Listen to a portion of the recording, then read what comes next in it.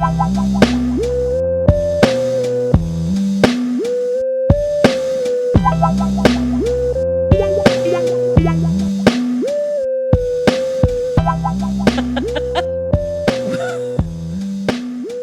to The Bar is Ankle High, the weekly podcast whose tagline should be, "There's nothing wrong with me, period." Not a question. I'm Katie. I'm Garrett. And this is episode 89. We're continuing our conversation from last week's episode of sort of like reasonable accommodations, but like how we work around our ADHD at work without getting a reasonable accommodation from our employer. Yeah. How to work with the ADHD at work. Yeah.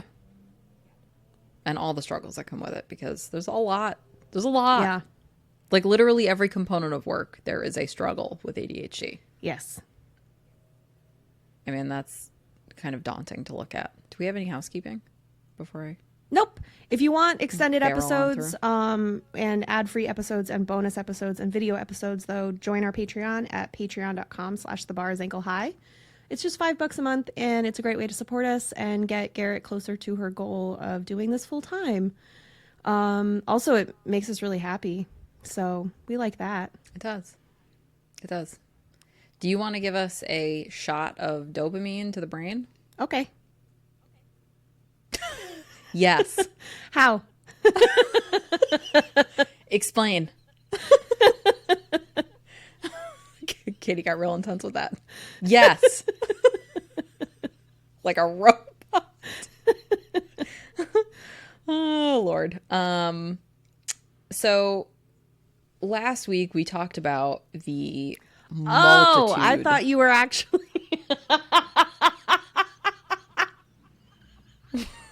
I thought you were actually asking me if I wanted to give everybody a shot of dopamine to the brain. No. It was kind of rhetorical to for people Patreon joining Patreon. Got it. Yeah. Anyway, I'm caught up now. Cool. That's good.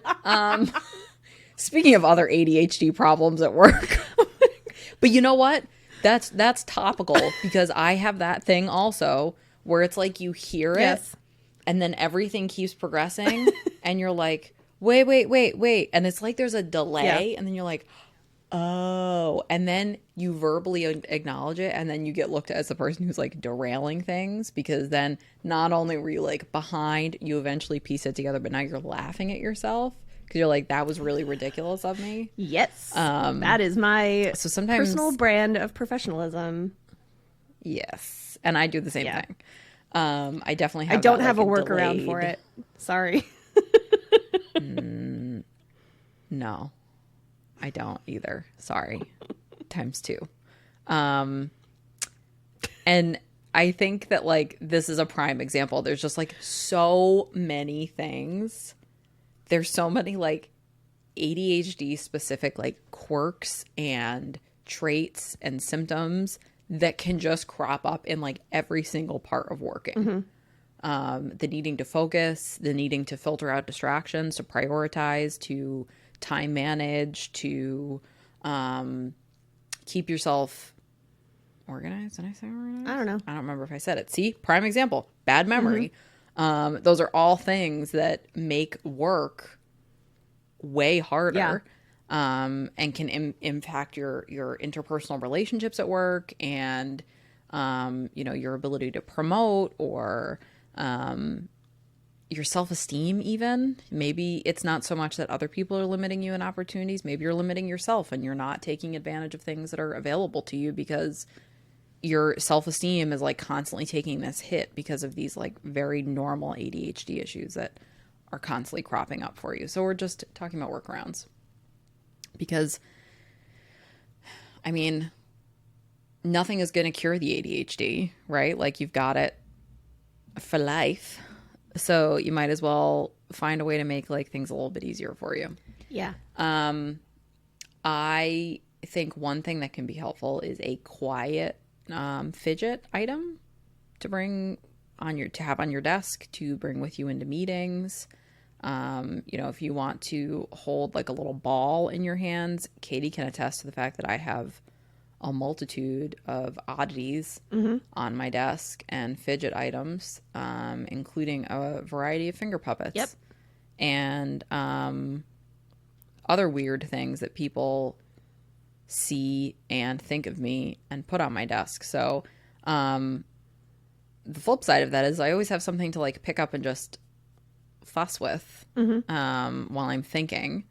Having, maybe if you're sitting in a meeting and you bring a pen and paper, you can doodle. Or I know you and I both doodle. Yeah, doodling's my go-to. I doodle on the phone a lot. Or being able to, I thought this was a good point I saw in one of the articles I read, is having that pen and paper for, doodling or fidgeting with a pen, not clicking it, because somebody will murder you if you're clicking that pen, and it might be me. That's why I actually like pens that have caps, because I can open and close it, and it's not the same as clicking it. Twist it. The other thing is then when you have those random things pop into your head that maybe are not on topic or would be better suited for a different situation, you can jot them down and you don't have them like just flying around in your brain, so that you can still be like trying to listen to what's happening. I think that one thing that is super helpful is I will like repeat things back to people or like paraphrase a lot in professional settings. So if I'm getting a list of instructions, or if I'm getting like, hey, send this email and make sure you're saying and including, 4 or 5 points, or if I have a plan and something I want to take care of and I have to make sure that I do, meet all of these different needs, I'm going to make note of those and be paraphrasing them back to the person that I'm having this conversation with, to make sure that, I'm understanding what they're saying, that they understand. Because I think sometimes until that happens, you don't always have both parties like on the same page. Sometimes people wind up with 2 different sets of expectations that they're walking away with. But I think it also helps your brain stay active in the conversation. So even if you're kind of coasting and you're not participating, it shows that you're like actively listening and you're making sure that you're getting clarification and understanding things. And it's kind of like writing things down. It is going to help you remember things better. I've started doing that in my new job, especially because a lot of it is like, let me like bounce some ideas off you. Let me see what you think of this. And so then it's like, okay, so just so I have my head wrapped around, like, this is what you're looking for. And in this capacity, like, kind of like, because for me, I need to put it in context a lot of times of like why I'm doing the thing that you're asking me to do. So for me, it's like, okay, so you want to use it in this application or in this specific set of circumstances, and you need a memo that talks about, I don't know, X, Y, Z or whatever.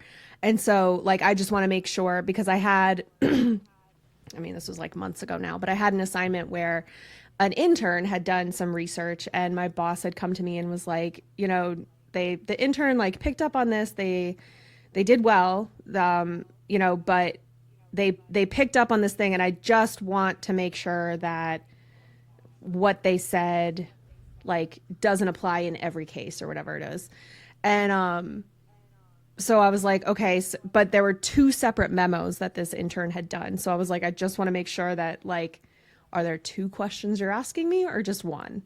And like kind of talking through it and being like certain that I'm on the same page, so that there isn't a miscommunication. Like, and I don't want to waste my time going on the wrong path. Oh, like, for sure. Especially to find out later, like, oh shit, I've been researching the wrong thing or developing the wrong plan this whole time, which like, yeah, good work, like, but not useful, like Kill not me. the thing that we need right now. Yeah. So like it's just kind of like one of those things, but I've gotten much better at making a point to like repeat things back to people so that it's like, and also I think it's helpful because it allows the other person to understand my thought process. Right. And it's that sort of like not being quite as pointed as saying like, hey, that's not my learning style, so that doesn't really work for me when you just like talk to me, but like allows them to, because that's not really productive, I don't think, but it can help them to learn how to present information to you so that you're able to receive it and run with it, but it's like a gentle way of teaching that as opposed to being like, I don't learn that way, so like come talk to me when you figure out a different way to teach me. I'll literally be like, okay, so I just want to make sure I'm wrapping my head around this and I'm headed in the right direction. Another thing that I do is I will ask people to repeat things all the time. Like sometimes I'm making a note of the last thing and they'll say something and somebody, it always happens, somebody will be like, oh yeah, that's a good point. I'm like, I need you to repeat what you just said. I missed that. I was taking a note. So yeah, I think like I was probably too self-conscious to do that earlier in my career. But as I've gotten older, I'm like, no, like I'm not going to miss something because I'm going to feel way worse if like I miss something and I'm like way too far through and now it looks bad. For sure. And I would, if I'm giving a presentation, I would rather somebody stop me and ask me to repeat 100%. myself than you lose that information or you lose the thread that I'm like trying to carry through to like the next slide or whatever. Right. Because you didn't stop me to ask me to repeat something or like ask me to, can you just go back to that last slide? There was something on there I was trying to copy down. You said blah, blah, blah, and just repeat that point, please. Like it's, I would, if I was giving that presentation, I wouldn't mind being interrupted. Now, if I'm being interrupted every time I say something, then I'll probably get annoyed. But I think it's reasonable to ask somebody to repeat themselves. And I've done that in my trainings before. Like, and I mean, I told somebody, I was like I finally understood a concept. And I was like, can you just not say anything for 30 seconds so I can write that down and it doesn't leave my head? And then they continued talking. Yes. So that was cool. Yes. No, I mean, I think sometimes like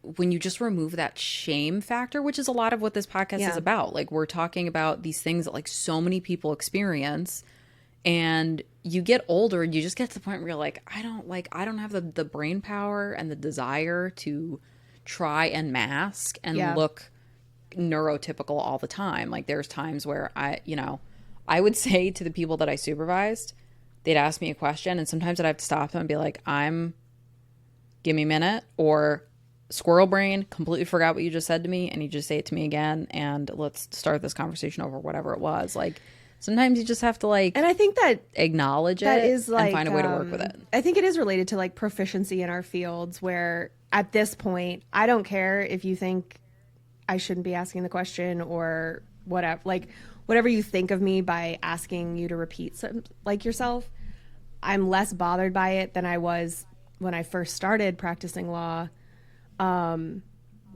Because I knew less. And so like, it's the kind of thing where like, I know less, but I don't want to be this like lost puppy that you have to like bring around with you everywhere and walk through the whole thing.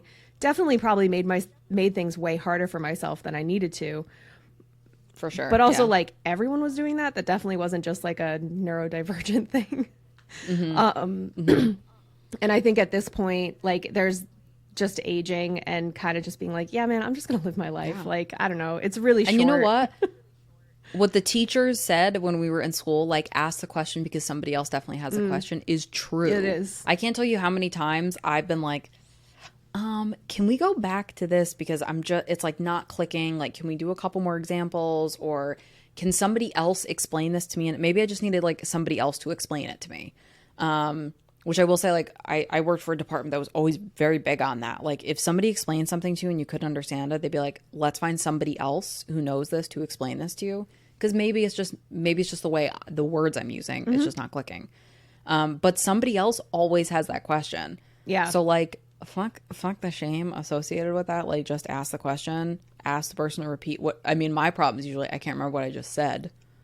Yep. To repeat to you. That was my big fear actually in starting this job, because so much, you can prepare for a deposition as much as you want to, but there are times where like you're asking a question on the fly and then for whatever reason, it's all done by phone. So like you cut out, or the doctor's not paying attention. Yeah. And so that you have to be asked to repeat yourself, or the other side objects. So then you have to repeat yourself again because the doctor got distracted by the objection.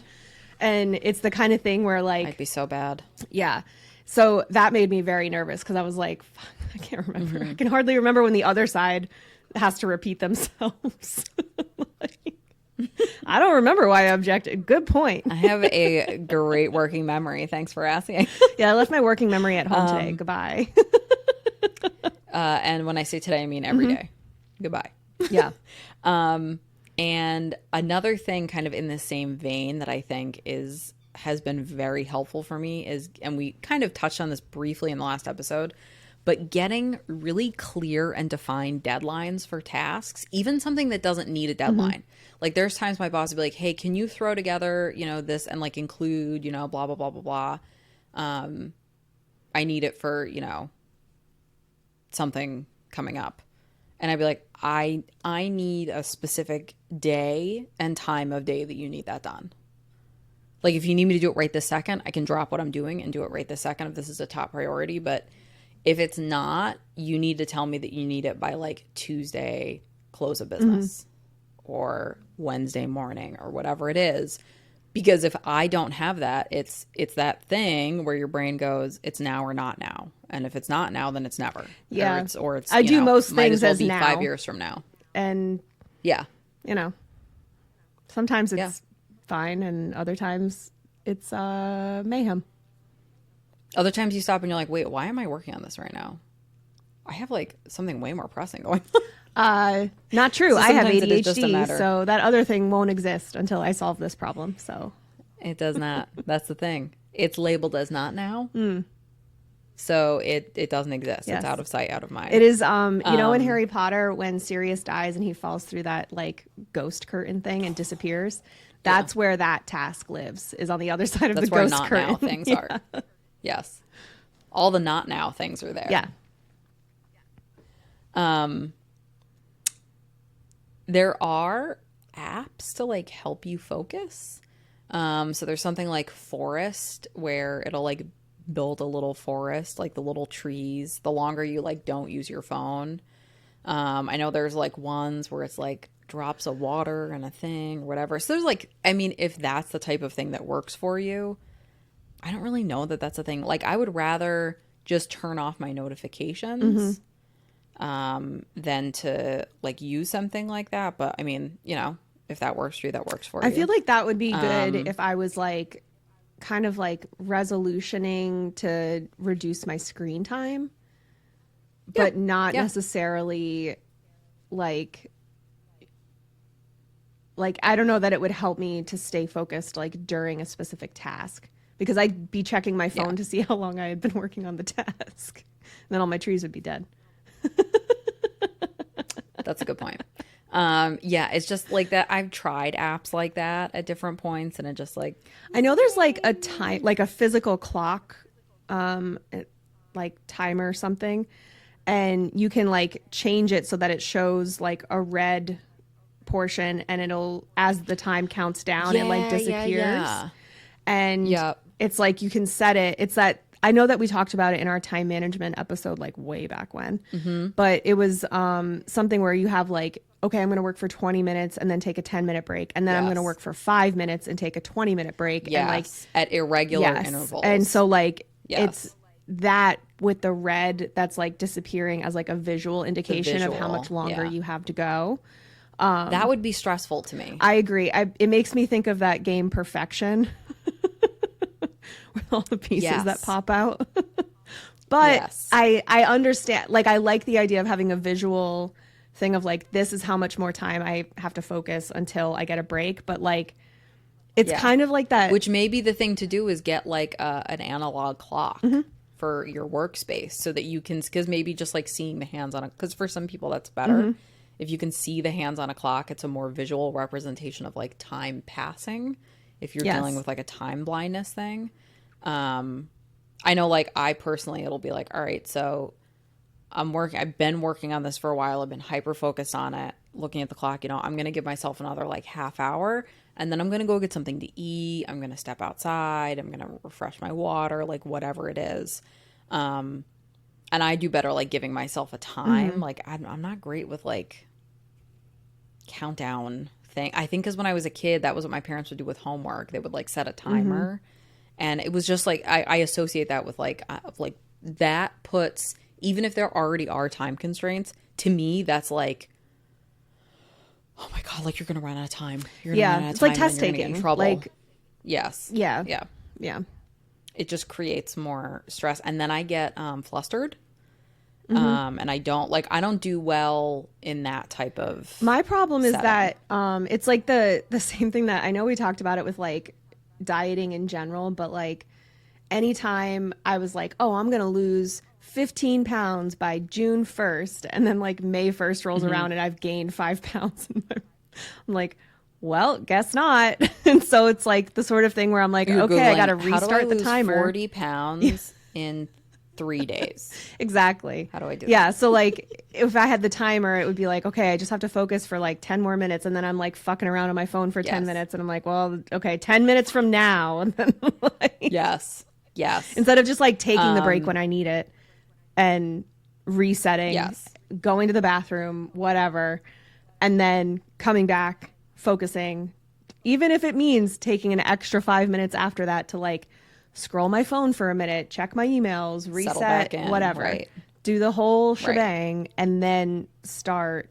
It's just, I don't know. It's Because I do think there is something to that ritual concept of, I know like you need structure to like help you work, but also like maintaining structure is really hard with ADHD, but having that like little ritual of like stuff that you do, like I put a picture on my story and I forgot to tag the pod. You did. for you to share now that I'm thinking about it. You can add a 'cause mention after the fact.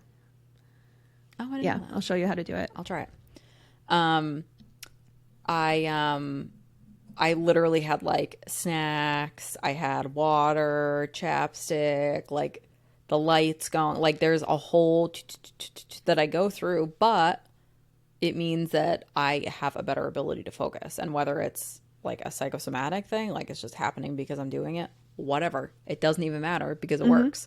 So it's, you know, I personally don't think that the app would be beneficial to me, but for some people, an app might be beneficial. We have talked about how well we remember things when we write them down. So write it down. Whatever it is, just make a note of it.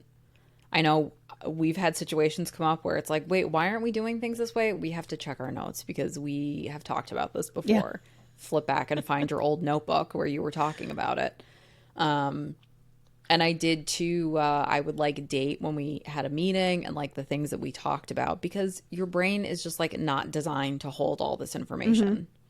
What was that there was that thing, and it's like your brain is not designed to store information. It's designed to like Process. know where to find it or something like that. You know, like we're not designed to hold all this information. I went on a rant on the Patreon, the beginning extended episode of last episode, where I was talking about having to remember all these logins for things.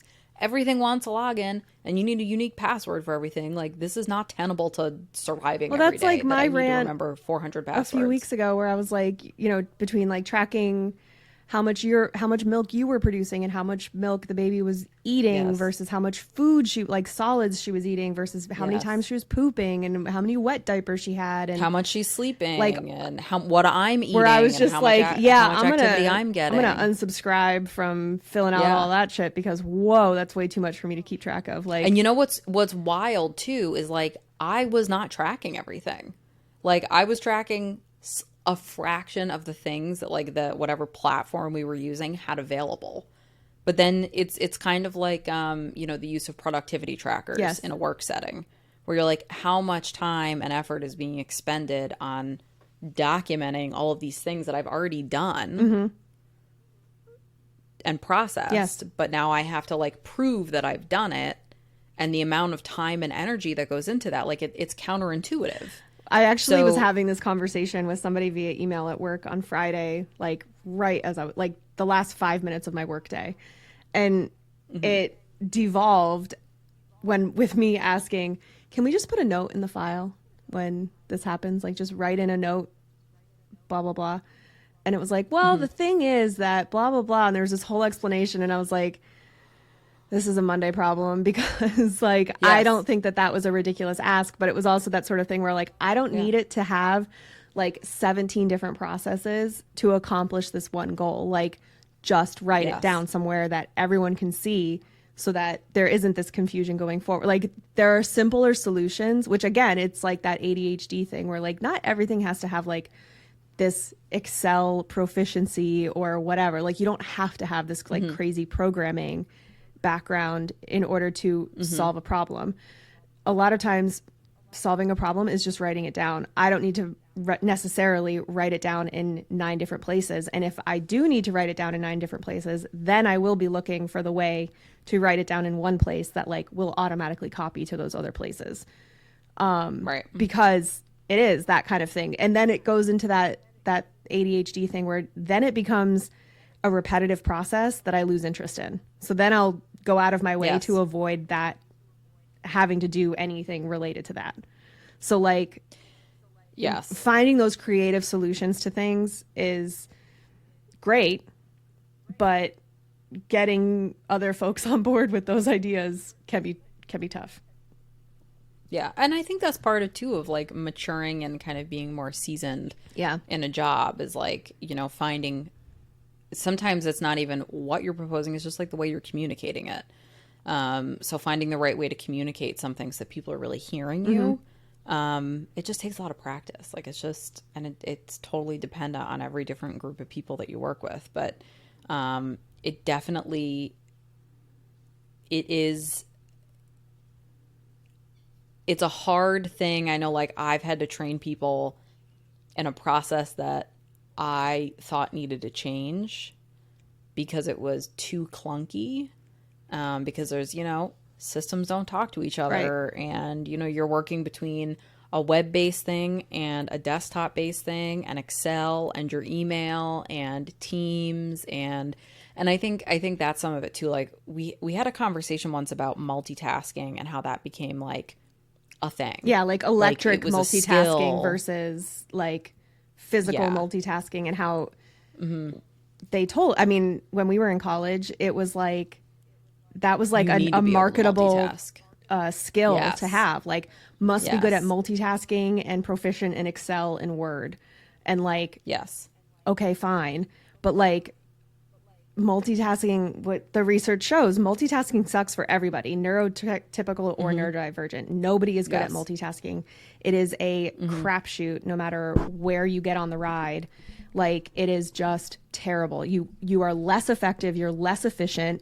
You get less done, and what you do produce isn't as high quality as it would be if you had fewer interruptions. And so it's the sort of thing where like it's that I remember reading a book in college too where they were talking about job spill, and like the idea that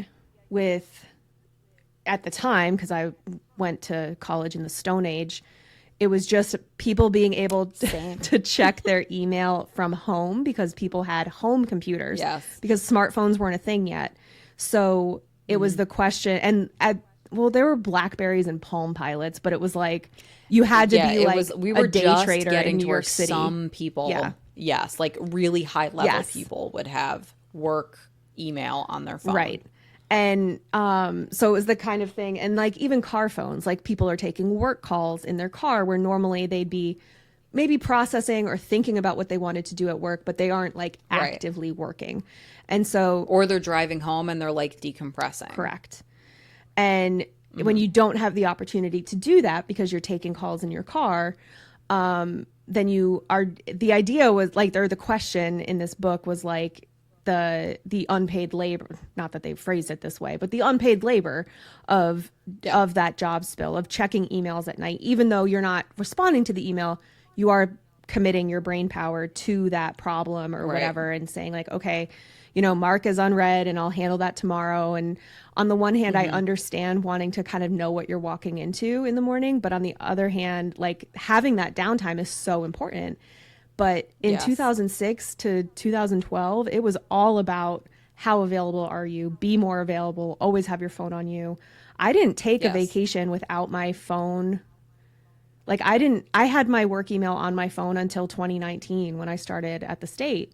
And that was the first time I had taken a vacation as an adult professional and didn't have to respond to work emails or get work emails while I was on vacation. Yeah.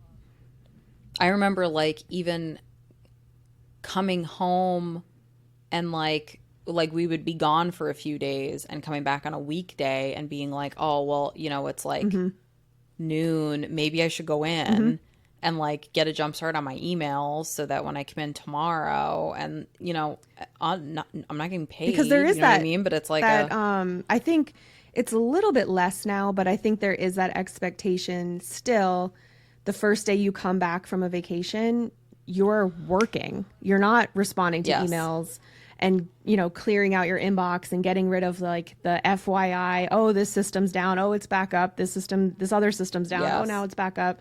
You're not just like slogging through all that and getting situated and back to work. It's like, no, you have to do all that. But also these are the assignments you have for the week. And like, welcome back. And you need to be caught up on everything that happened while you were gone. Correct.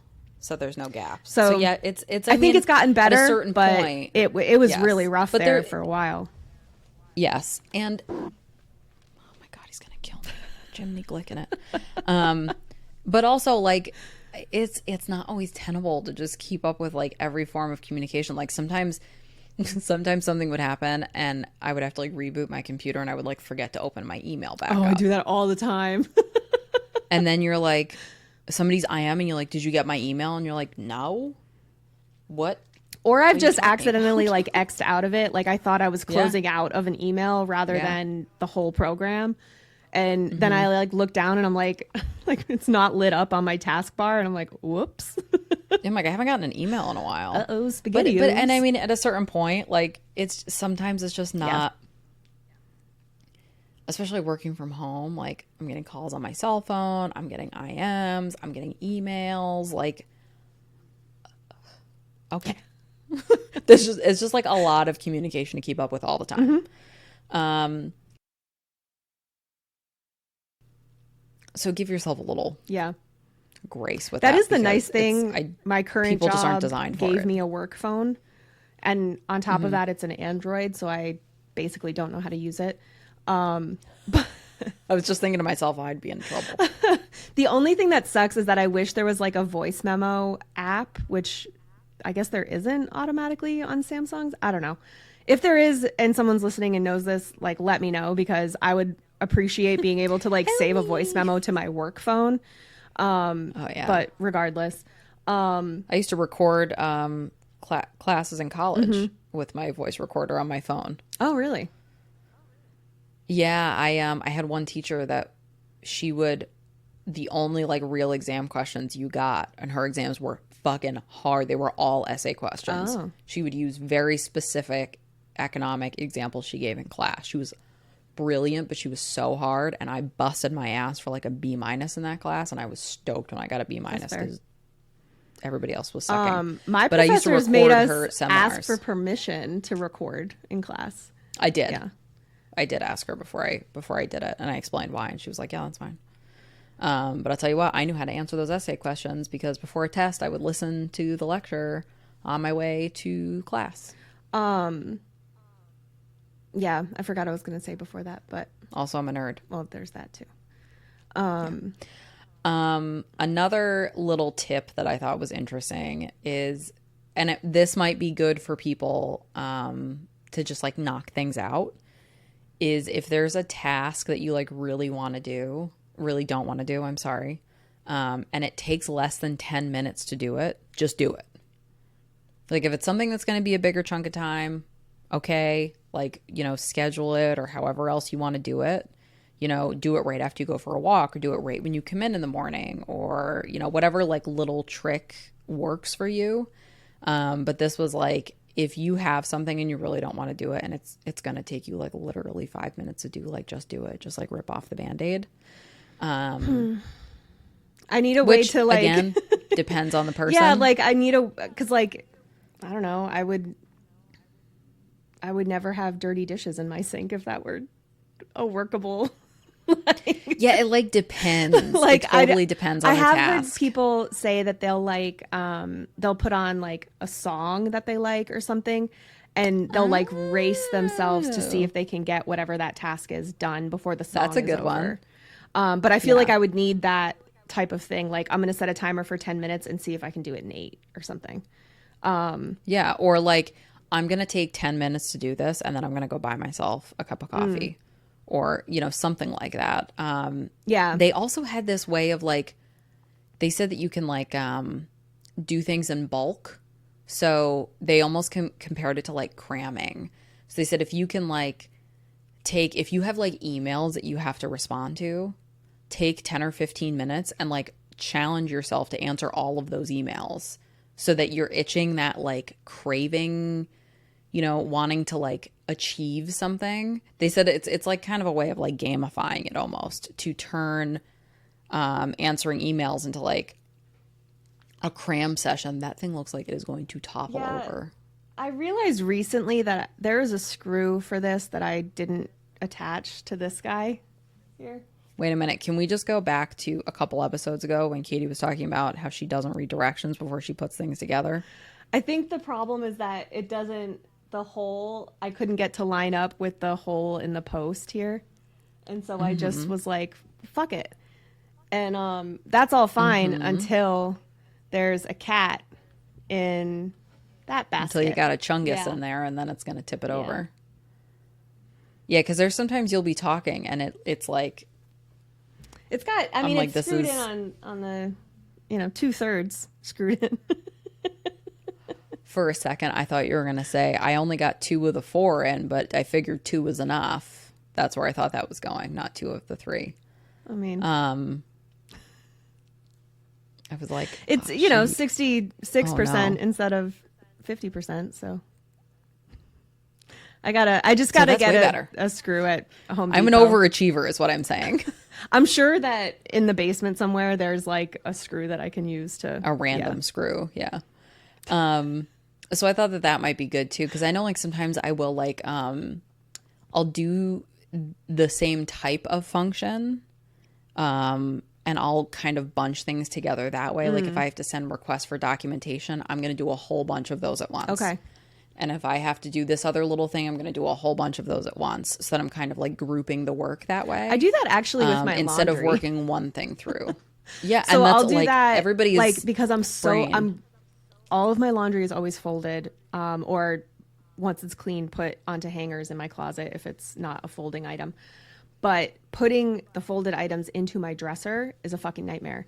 So what I'll do though is I'll mix putting away stuff with like getting stuff out of there that I don't wear anymore. And like basically if it's still living in my dresser at this point, it's not something that I wear regularly. So I like the reward is that I get to throw away a bunch of things that no longer serve me, I guess. But I like do it all at once instead of putting my laundry away and then in a couple months being like, I should really clean out my dresser and get rid of... God, I wish Marie Kondo could hear this. We would just have her clawing her skin off. Yeah. I'm sure she listens anyway. Yeah. Her and Martha Stewart. Katie just got a hit of dopamine from that. Yeah, she would hate it. So because we were talking about like spring cleaning and I was taking all those cleaning videos and posting them on our TikTok, the TikTok algorithm is also showing me cleaning videos. It's like, oh, you want to clean? Well, and some of them are like these. I know I sent you one because it's like the Hot Mess Express like group. It's like a not-for-profit that will go into your house and like help you if you're like going through something or whatever. I just think it's like a really nice kind of like volunteer organization.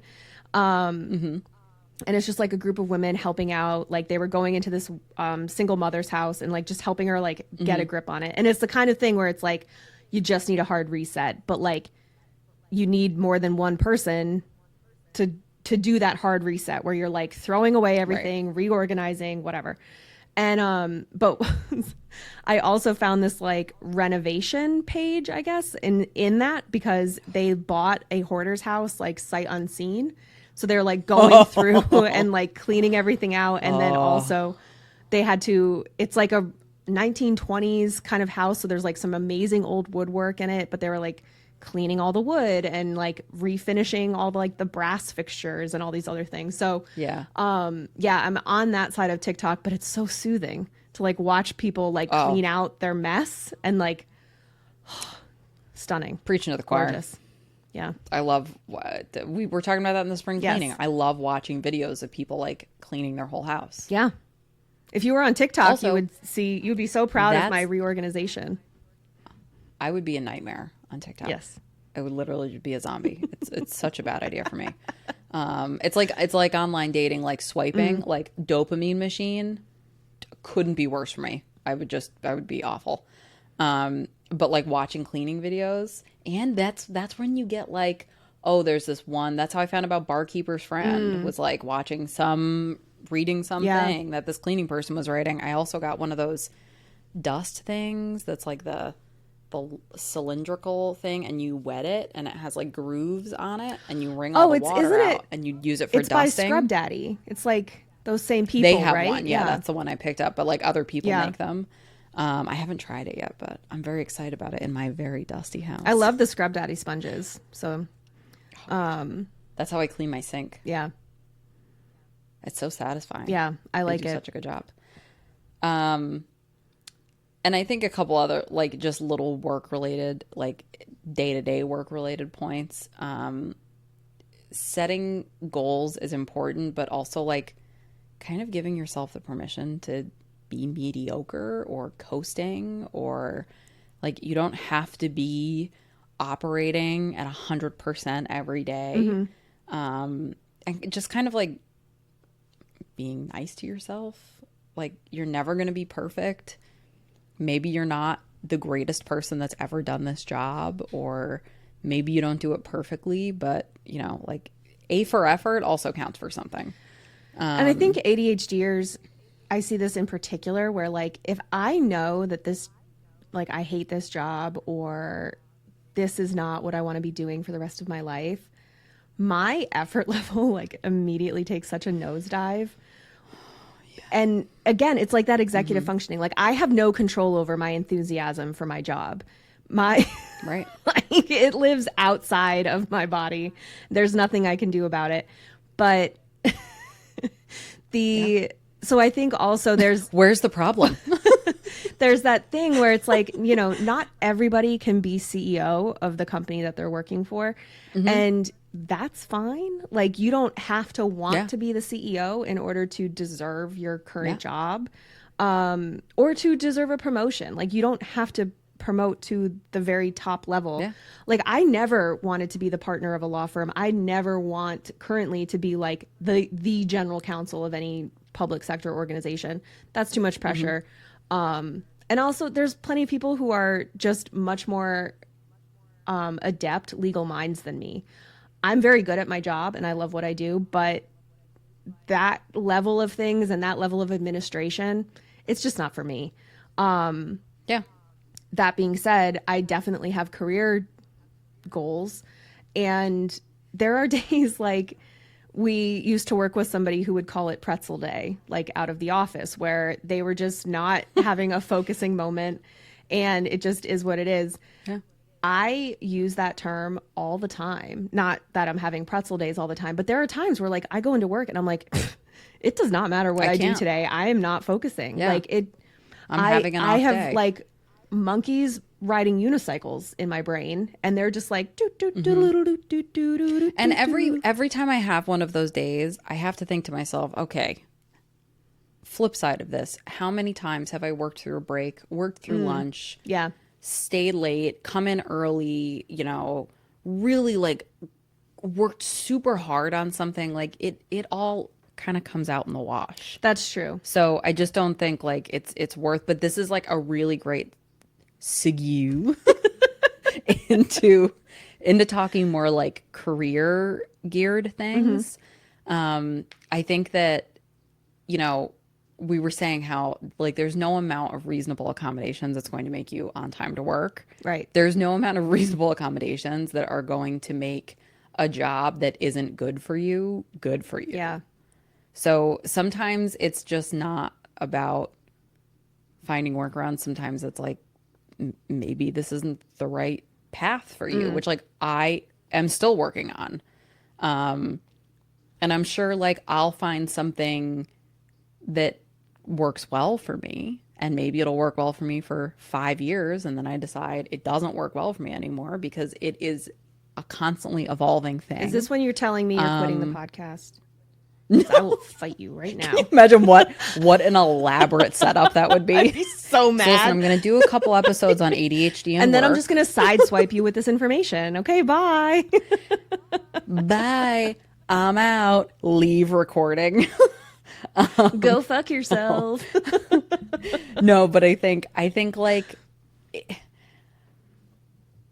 you get such conflicting information on this. Like you get those like grind hustle people that are like, you just gotta like love what you do and be passionate and like work harder and everything will be fine. And then you've also got people that are like anti-capitalists that are like, you know, this is just bullshit and none of it matters and you're never gonna find something that works for you. It just all sucks. And I'm sure the truth lies somewhere in between those two things. And I think there are some people that like have a calling and, you know what they're destined to do. Like I've just always been very ADHD and I have a hyper focus and I'm like, is you know that meme of the guy with the butterfly? Yeah. And me with every hyper focus, it's like, is this a career? And I'm like, let me just like quit everything I'm doing and do this. I want to do that with like everything I hyper focus in.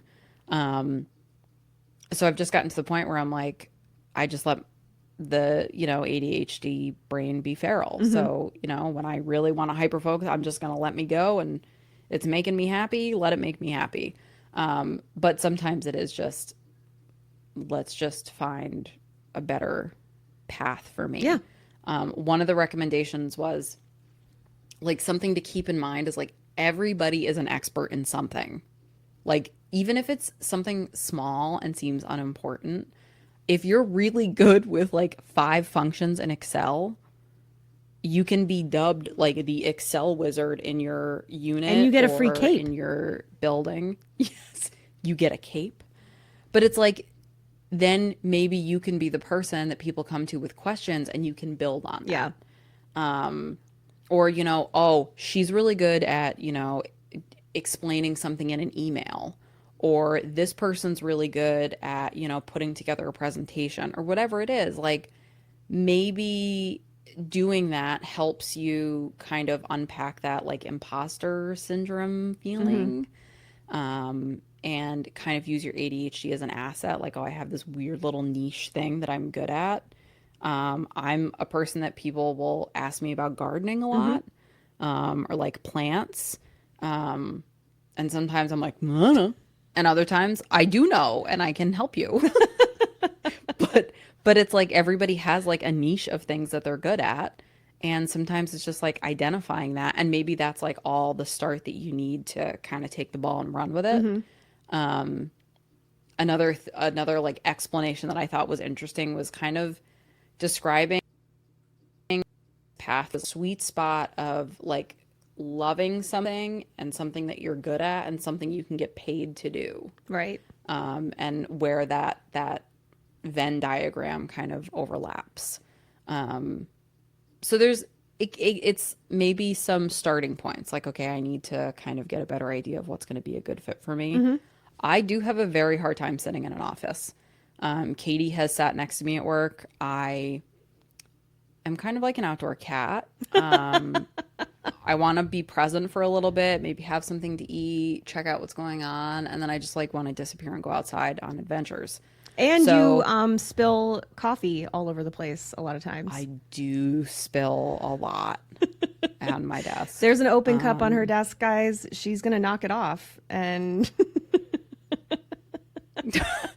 it's this horrible combination of only wanting to drink coffee out of like a mug and also being clumsy.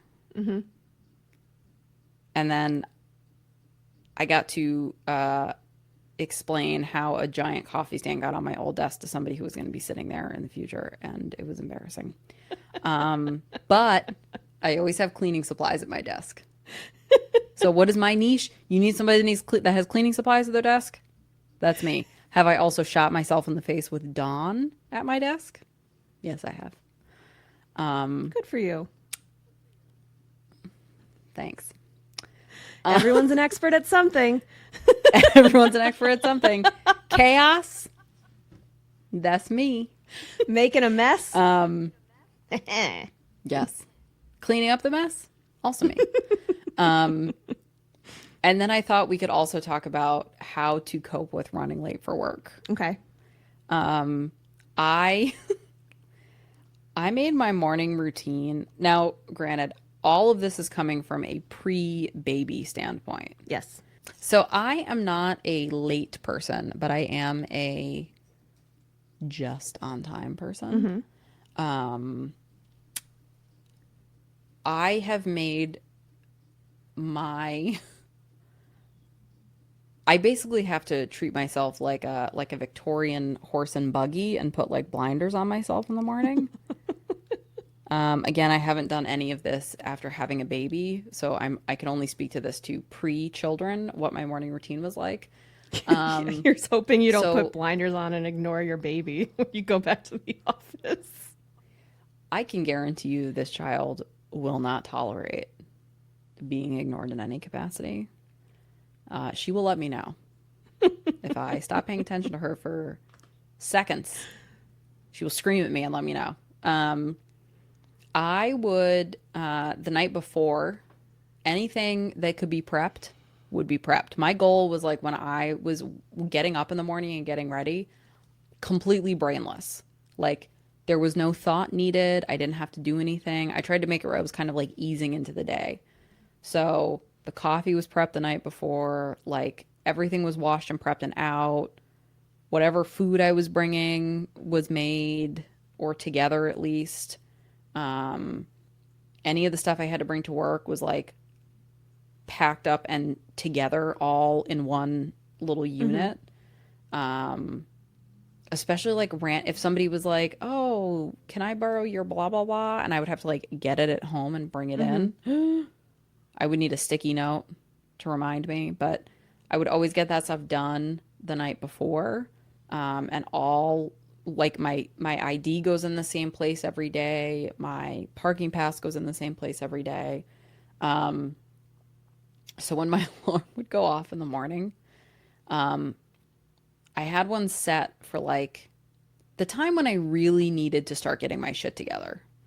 So I used to leave for work at 7, a little bit before 7. So at 6:20, my alarm would start going off like, listen, bitch, pay attention, get your shit together. And I would snooze that, so it would go off every 9 minutes to keep me on track. So when I say like I literally made this foolproof, like it was and sometimes I would accidentally turn it off, which would like throw me off every morning. I would also usually get out my clothes the night before, like while I was getting ready for bed, grab a couple things to put on in the morning. And even if I went with something else, I at least had a thing that I could wear. Because otherwise I would start well, let me try this on. Well, let me try this on. And then wait, how do these look together? And then suddenly like the space that I was getting ready is a disaster and there's clothes everywhere and now I have to hang them back up. And then I would get distracted by hanging everything back up and fixing things. And then it would just be a whole thing. Huh. I just put on clothes. Like I almost don't think about it at all. Oh, yeah. Really? That's so interesting. No, I would have like I would like lay stuff out because otherwise I would get like overwhelmed. The only time I'm like changing is if I decide. Put something on and it like doesn't fit right. Like if I'm bloated that day or whatever. But I just swap it out. I don't know. My other thing in the morning is I would not look at my phone. Like, if I started checking my phone, I would be late. So I wouldn't look at my phone really until I was like at work, because I usually got there like a few minutes early. Just enough time to like get settled in, get logged on, pour my coffee, and that's usually when I was like answering any text messages that came in or whatever else. So those are my like how to keep myself, how to make it physically impossible to be late to work. And the other thing that I would do is if I knew I was going to be running late, I would just text my boss and be like, hey, I'm running. Because I had a job where like I needed to be there at a certain time. I would text my boss and be like, I'm running 5 minutes late. And sometimes I would still get there on time. But then I wasn't like, Yeah. like rushing and being chaotic. Then I felt like, okay, I can like take my time because she already knows I'm going to be late. Let me see what other little tips I have in here that we didn't cover. Something that I did think was interesting, we were talking about that now and not now, but another thing that came up with like procrastination is that your brain almost uses it as like a form of like self-medication. So like when you're panicking and frantic and trying to like race to get something done, you're getting that hit of adrenaline, which is like very similar to our bottled meth that we get for ADHD. So it's just like another one of those like, oh, of course your brain does that. Yeah, it makes sense. Yeah.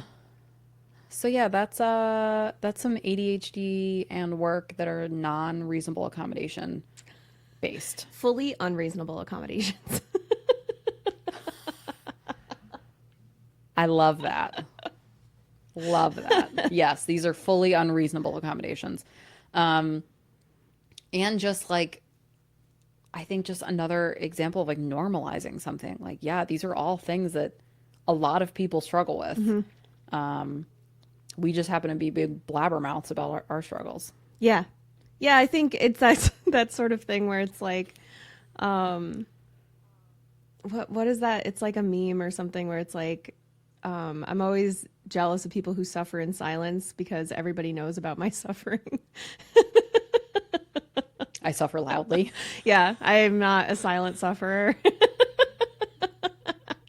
No. Or that picture, it's like the old painting, and it's somebody like climbing out of a coffin. It was like, and another thing. Yeah. Yeah, I think it is I think like working full time is hard. And I just don't feel like humans are really designed for it. So like of course it's a challenge. Yeah.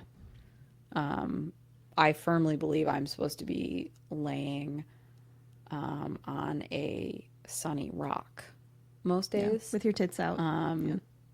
Yeah. With lizard tits though, because I picture myself being a lizard. I don't know that lizards So have like they would teeth. just be scaly. Do they? No, but I would be if I was a lizard. Okay. So I would need to have scaly boobs. I'm sorry if you stopped listening at this episode, and I'm sorry to our editor, but it had to be said, I guess. Because my brain thought of it and then I had to get it out. I did. We went and stayed. We spent a long weekend at a family cabin, like out in the woods. And there's like a staircase, and at the top of the staircase, I had this thing in my hand. I was like grabbing stuff and like bringing stuff up and down the stairs. And I had this like toy in my hand, and I thought my spouse was laying on the couch that was like, I don't know, 15 feet away from me. And I thought, man, it would be really funny to like throw this like kind of heavy but soft toy like right between him and his phone. I was like, but he has a drink right there, and I'm definitely going to knock it over if I do that, so I can't do it. I came back to that thought 3 times. Like literally would like, okay, no, I can't do it. And I would walk away and I would do something else, and I would come back and it was like this urge, and it was so hard to fight it, but I did fight it. I was a grown up. I still would have found a way to throw that on. onto not my spouse. God. Like, I just wanted to throw it so Yeah. bad and just like right in between him and his phone. And I told him later, like basically like you should appreciate that I didn't do Yeah, this. you're welcome. And yeah, and he was like, I would have been really mad if you did that. And I'm like, I know, which is why it Yeah, was so which is why you need to intrusive. be more grateful in this moment. Yeah, Like, that's why you should appreciate it even more God, that I didn't like do I could it. not be more clear, dude. Yeah. Just living with me, you just never know what you're gonna get. It's PK always told me chaotic. I was having a glass of milk the other day before Whoa, before bed. that's a PK move. Yeah, and he told me Also, are you a house cat? You're good. yes. Were you drinking it? Was it warm and were you just It wasn't warm, like but drinking it with your tongue? I was drinking it and he was like I was like getting ready for bed and he said something to the effect of like, and if you don't rinse out that cup, you're gonna be single. That's how we communicate most things. I'll be honest. So like the way he like giggled as he said single, and then I got the giggles and I thought for sure I was gonna piss my pants at the way he giggled when he said single. Because it was like so ridiculous, like having to explain to people, oh yeah, we broke up because I didn't rinse out one of my cups, and he gets really mad about it. I don't know. I mean, it's me. The problem is that he screaming fists next. all of our glass cups to clean them before putting them in the dishwasher.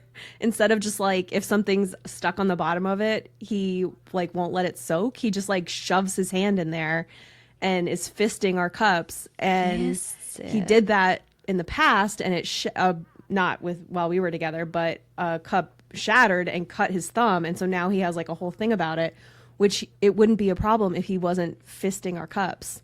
So like, it's not me that's the problem here, is the moral of the story. I bet that listeners were not expecting to hear about fisting today.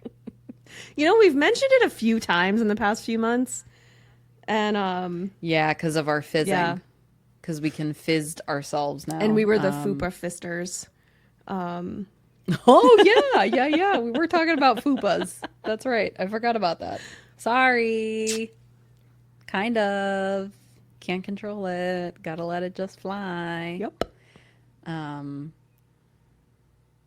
That's all I got. Good job.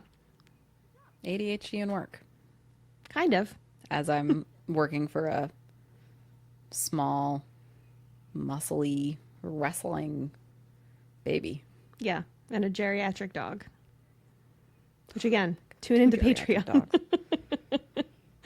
dog. So you can get ad-free episodes, video episodes, extended episodes, and bonus episodes by signing up for Patreon for $5 a month at patreon.com/thebarisAnkleHigh. We are on Instagram and Threads at thebarisAnkleHigh and on TikTok at AnkleHighPod. We have merch at bit.ly/AnkleHighMerch. And you can leave us a 5-star review anywhere you find us, but especially Apple Podcasts, because if you can write out a review, it just really helps us, and we really appreciate it. And it's, you know, as Garrett said in a recent episode, it's Small Business Saturday, so now you have to. And yeah, that's all I got. I guess in the meantime, make your bosses repeat themselves when they give you instructions, because the bar is ankle high. Bye.